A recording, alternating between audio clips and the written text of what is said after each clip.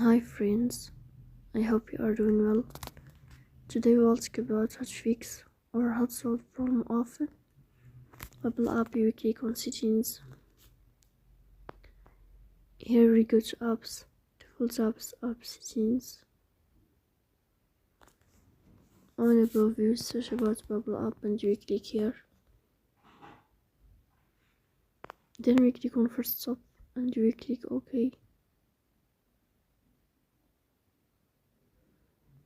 Then we click on storage.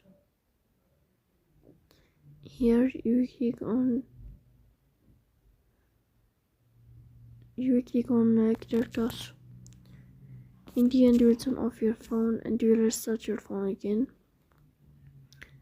So that's all. Don't forget to press the bell like and subscribe.